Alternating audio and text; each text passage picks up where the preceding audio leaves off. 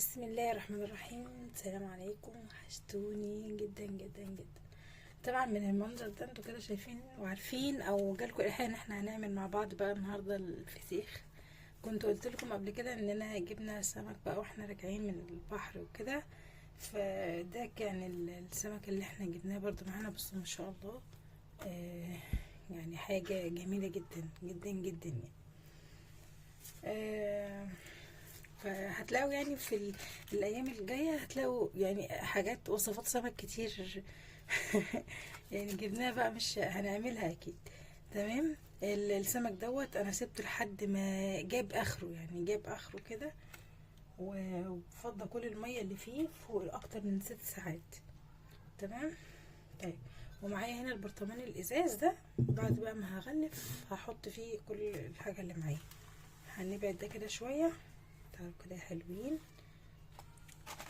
طيب احنا معانا بقى ايه؟ طبق كده، وهنحط بقى فيه ايه؟ ملح.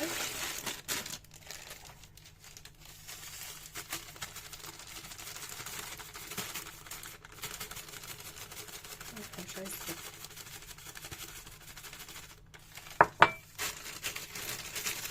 هنعمل حلقة برضه هنخلل مع بعض بسلة، بس دي هنعملها في مرة تانية.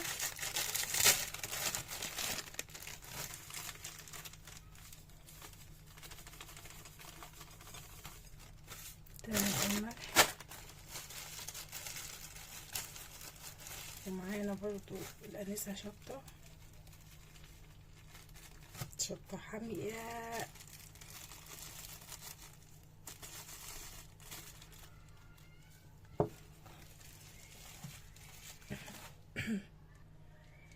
طيب الشطة، ومعايا برضو ورقتين لورا كده واكسرهم كده عادي.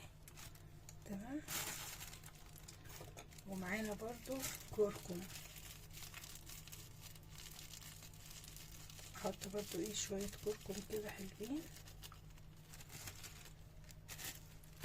هنبقى نقلب ايه الحاجات دي كده مع بعض، بس بالراحة لان الشطة يعني بتبقى حامية كده، ممكن تيجي في عينك بقى بتاع.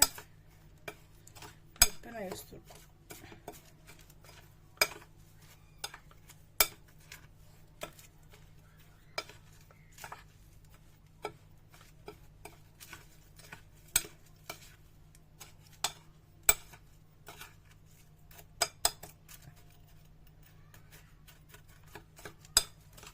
طيب احنا كده خلاص قلبنا بقى. تمام. هنا بقى جاءت اللحظة الأكثر أهمية. أنا شايفة إن احنا نحط شوية كركم تاني. في ناس يا جماعة ما بتحطش الكركم، براحتكم انتوا، يعني دي حاجة براحتكم انتوا، مش حابينه، مش مشكلة، مش هيأثر يعني. بس أنا بقولكوا بقى الطريقة بتاعتي في الفسيخ اللي بتطلع حاجة كده زبدة يعني. طعم بقى، لا تقولي بقى مالح قوي ولا دلع قوي، لا، حاجة مظبوطة. باكل حتة فسيخ حلوة كده، زبدة كده. وان شاء الله برضو هنعمل فيديو واحنا بنفتحه لأول مرة مع بعض.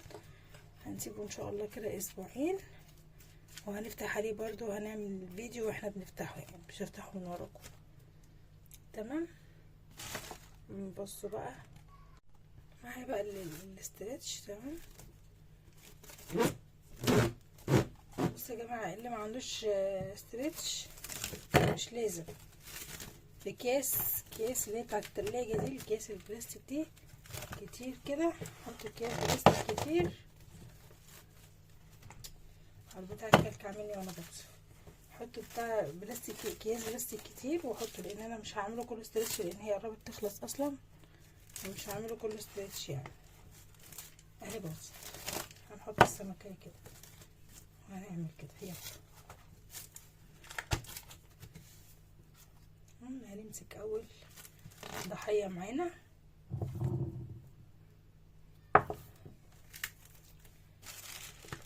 هنا بقى ما بنتكسفش بقى، بنمسك كده بايدينا ونقول ربنا يستر. بصوا بقى يا جماعه، اول حاجه كده هنحط عليها كده من بره.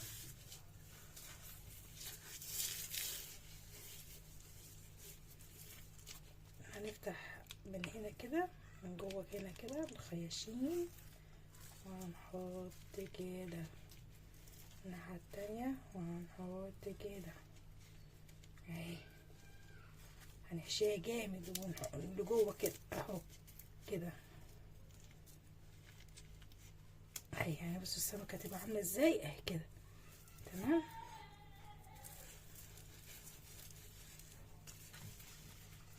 طيب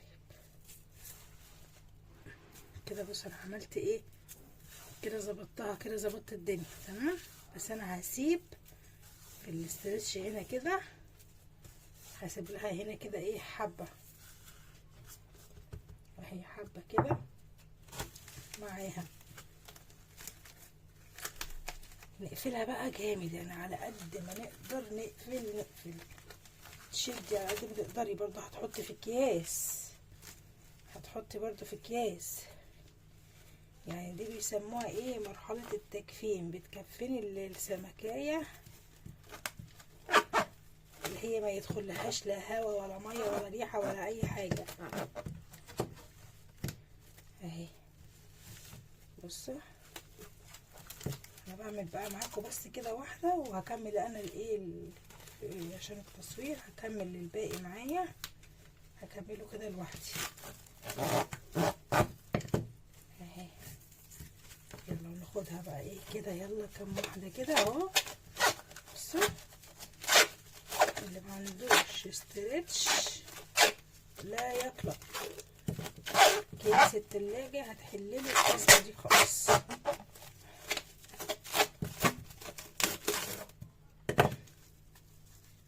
بصوا السمكية ما فيهاش نفس، ما فيهاش نفس. بصوا عملت ازاي، عملتها خالص ازاي، شديت كده للاخر وتشد على طول. يبقى كيس من كيس التلاجة اهي.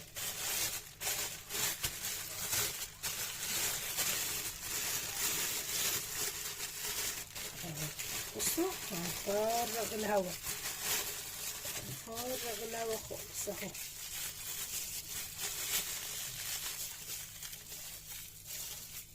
حطينا في كيس، هحط في كيس تاني بس عكس بقى اهو.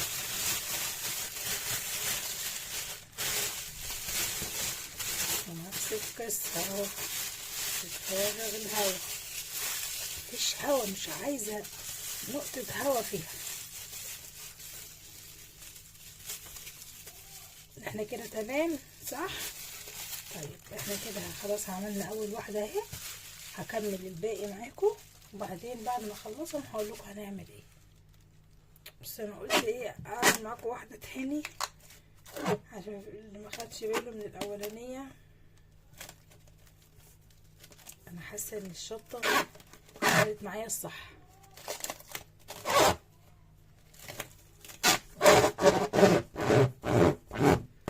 اهي. الحمد لله ثبتت معايا بالعرض، الحمد لله الحمد لله تمام. اهي بتقفل تاني الحمد لله. طيب كده بداية هناخد الأنسة سمكية واحدة تاني اهي معايا تمام. بص ما شاء الله حجمها حلو ازاي. وهناك بقى السمك بقى اسعاره مش زي هنا خالص. انا هنا بسمع ارقام خرافية، هناك بسمع يعني بفلوسه حلوة يعني، برضو مش رخيص بس ارخص من هنا. عامة الحاجات بتبقى من عند الحاجات لما بتكون جاية من مكان بحري، الناس اللي عارفين الكلام دوت، الناس بقى اللي عايشين في الناس السواحلية دول. بص برضو هنعمل ايه، هنفتح الخياشيم بتاعتها وهنحشيها من اللي احنا عاملينه ده. هنحشي احشي احشي احشي احشي وما يهمكش، احشي وما يهمكش اهو.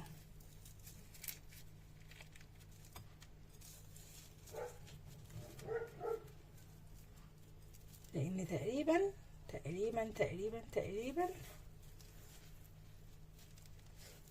لا مش تقريبا، ده اكيد كمان ان هو اصلا السمك بيتملح من الحته دي.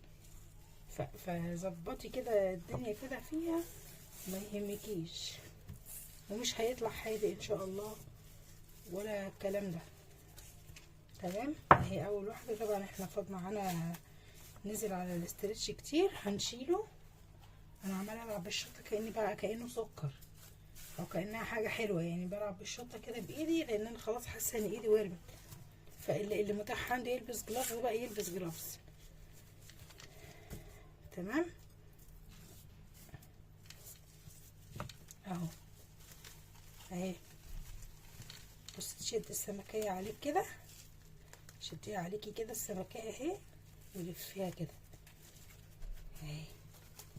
اهي الجنب التاني ولفي كده جامد اهو. تقفليها كده من ورا كويس ومن هنا. هنفتح استرتش تاني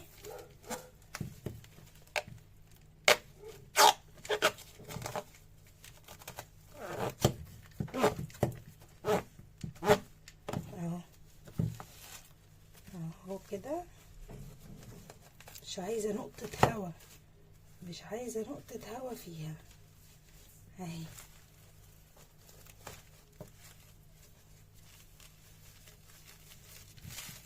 اهي نعكس بقى، نعكس السمكيه. كنا بنلف اهي نعكسها. انت بقى لفيها بالطريقه اللي تعجبك. اهم حاجه انا وريتك الفكره، انا وريتك الفكره ازاي، وانت بقى تلفيها على طريقه ايدك انت، على عدله ايدك انت، مش مشكله. انت لفيها بطريقتك.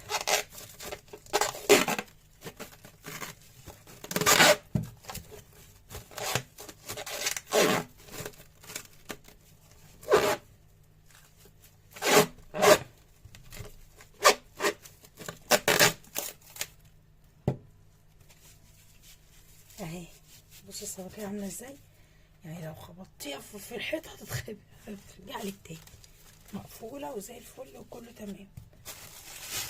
هنجيب بقى كيس الثلاجه زي ما قلنا. هنعمل واحده كده كيس كده، هنقفله كده جامد كده اهو.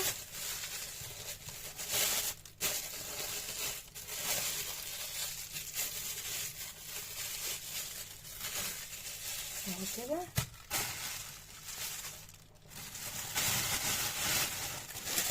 هنجيب كيس تاني،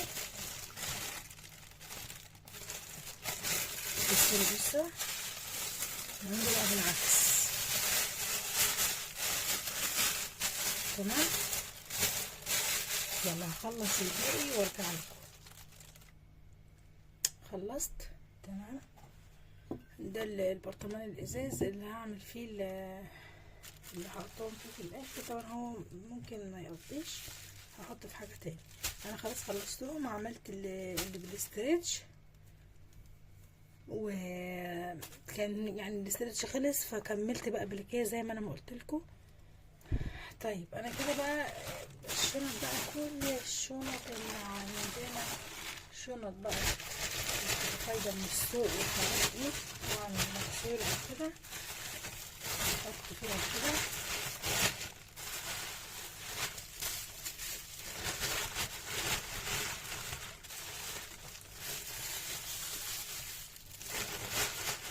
احنا حطينا في كام حاجة. انا حطيت هنا دول ايه، التلاتة دول هحطهم مثلا في الكيس ده. هنا فاضل 4 سمكات هحطهم في كيس تاني برضه نفس الموضوع. بصوا بشكلها، بصوا بقى البرطمان الازاز ده هنحطهم بوشهم كده مش بظهرهم. طيب هو من الواضح ان البرطمان ده مش هيقضي. طيب احنا هنشيل سمكة وهنجرب سمكتين. نشيل سمكة.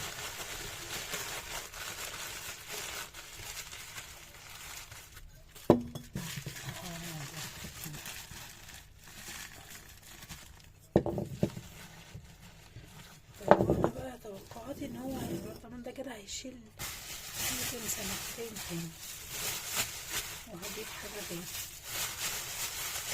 ادي سمكتين تاني ونفس القصة، هشيل كده اهو.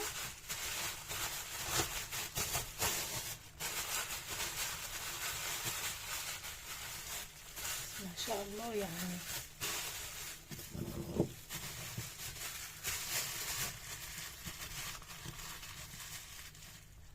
كده فاضل معايا 3 سمكات، مستحيل يجوا في الحتة دي، لا مستحيل مستحيل.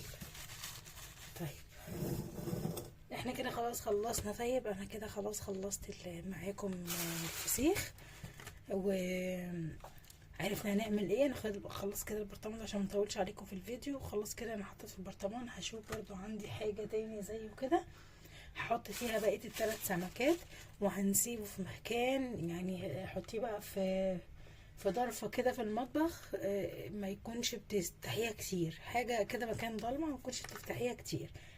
تمام.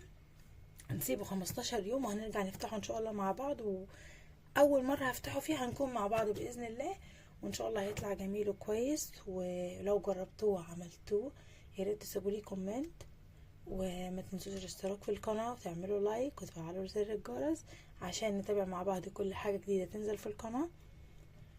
واستودعكم الله.